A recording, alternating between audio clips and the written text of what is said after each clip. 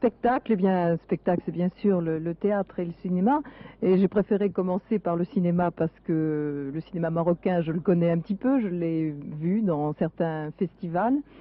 Et le cinéma, en général, enfin pour moi, reflète les préoccupations du pays.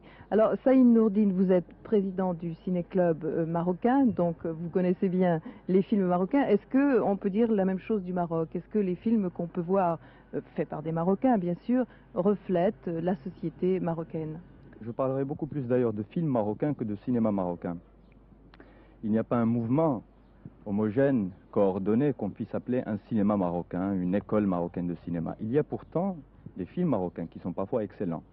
Mais le paradoxe, quand on parle disons, d'expression sociale, ou le cinéma marocain, le film marocain représentant la société et ses préoccupations, le paradoxe, c'est que ces films ne sont pas vus au Maroc, pour des raisons qui ne sont pas d'ordre filmique, qui ne sont pas cinématographiques, comme chacun peut deviner. C'est qu'il y a un marché, il y a des denrées, il y a des produits qui sont achetés, vendus. Et bon, ma foi, pour les pays du tiers-monde, d'une manière générale, le Maroc n'échappe pas à la règle, on ne voit pas tellement souvent les films marocains. Faute, évidemment, je ne sais pas moi, d'une politique de la distribution. Oui, alors que voit le public marocain? Le public marocain, il voit beaucoup de choses. Le Maroc importe à peu près 300 films par an, nouveaux, disons pratiquement d'exclusivité, qui ne sont pas les films tournés l'année de leur production. Ailleurs, évidemment, il y a toujours un petit décalage d'un an. Dans ces films, il y a à peu près, disons, comme ça, pour être très très schématique, 45% de films américains, ouais. 30% ou 20-25% de films français, 15% de films italiens, des films indiens, des films égyptiens. Et la place qui est laissée au cinéma marocain est évidemment c'est la portion congrue. Bon, mais alors dans un ciné-club qui est réservé, je pense, à un certain public, que montrez-vous? Le ciné-club, c'est déjà, disons, quelque chose d'assez particulier, parce que l'idée de ciné-club, telle que on la trouve en France, par les temps qui courent, c'est quelque chose de très daté. Ça fait même fonction actuellement de ce qui représente un certain passé du cinéma, lorsqu'il fallait défendre, disons, la cinéphilie, l'amour du cinéma pur, etc. Au Maroc, c'est vraiment, disons, un mouvement non pas autre, c'est quand même le même schéma, mais qui répond à d'autres nécessités. Dans certaines petites villes, il se trouve par exemple au Maroc que c'est la seule activité culturelle organisée. Alors qu'est-ce qu'on y passe? Et évidemment, on ne couvre pas grand-chose. Au Maroc, disons qu'il y a à peu près quelque chose comme 56-57 ciné-clubs. C'est pas beaucoup, répartis quand même sur une cinquantaine de villes, de petites villes et de grandes villes.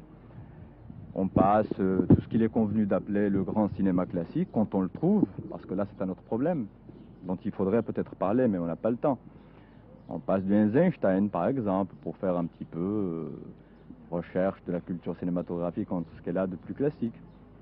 On passe aussi des films dont le marché commercial n'arrive pas à trouver leur public, à s'imposer. Des films français, par exemple, lesquels? Français, oui, on passe par exemple des films d'Alliot. Oui. On a eu un très grand succès avec Moi, Pierre Rivière, par exemple. On passe tout ce qu'on trouve. Alors ça dépend des... On passe Truffaut, oui. Par exemple. Truffaut, il a eu une excellente sortie commerciale. Excellente, non. C'est-à-dire qu'on a défendu un film de Truffaut, La Chambre Verte. Et bon, on a mené une petite opération pour montrer que c'était un peu plus que ce que le public a trouvé d'une manière générale dans ce film, ou ce que certaines presse a dit. Bien, mais revenons, si vous voulez, au cinéma marocain, ou au film marocain plus exactement. Ouais. Moi, j'en ai vu donc quelques-uns dans des festivals. Il y a par exemple les films de Ben Barka, comme La guerre de Troie, pas la guerre du pétrole, pardon, n'aura pas lieu, ouais. Ou le fameux Les Mille et une mains. Il y a le film qui s'appelle Trace en français. Ouais. Bon, ce sont tous de très beaux films, plastiquement, et bien sûr sur le plan reflet de la société, comme je vous le disais. Bon, alors ces films-là, on ne les voit pas au Maroc.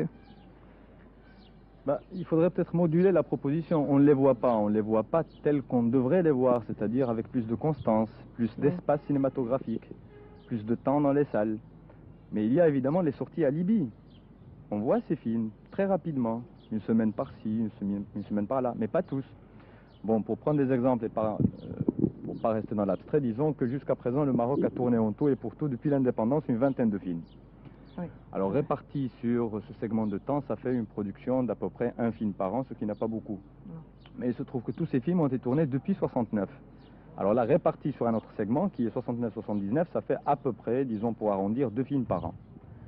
Alors sur cet ensemble de films, les sorties réelles qui ont eu lieu au Maroc, eh bien, c'est à peu près 5-6 films, pas plus. Alors Les Mille et Une Mains a eu sa sortie, qui a été très bonne d'ailleurs, mais il a fallu quand même jouer sur le fait que ce film était déjà sorti en France. Et ça, c'est un autre paradoxe, c'est qu'il va falloir sortir des films à l'étranger pour profiter de leur publicité à l'étranger et les faire jouer au Maroc.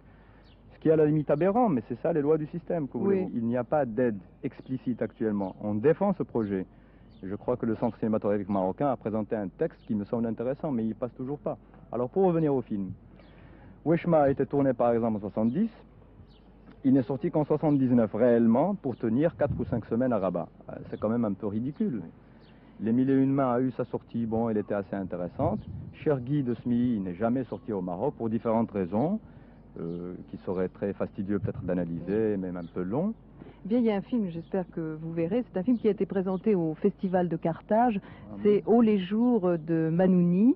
Vous ne l'avez, je ne sais pas si vous l'avez vu, mais en tout cas vous pouvez peut-être nous en dire quelques mots, parce que c'est tout de même un film qui reflète, alors lui aussi, un phénomène de société marocaine. Et son réalisateur qui est très sympathique, c'est quelqu'un qui a certainement beaucoup d'idées et surtout beaucoup de volonté. Son film parle un peu du problème de l'exode, mais pas l'exode dans le sens, disons, habituel du terme. Il ne montre pas des paysans passant à la ville et créant des problèmes. Là, il y a des films marocains qui l'ont fait, Les Cendres du Clos par exemple. Il montre une personne qui parle durant tout le film de partir, qui hésite, qui vit ses problèmes et qui à la fin finalement n'arrivera pas à partir. Or, il veut partir d'ailleurs en France, pas simplement dans une ville marocaine.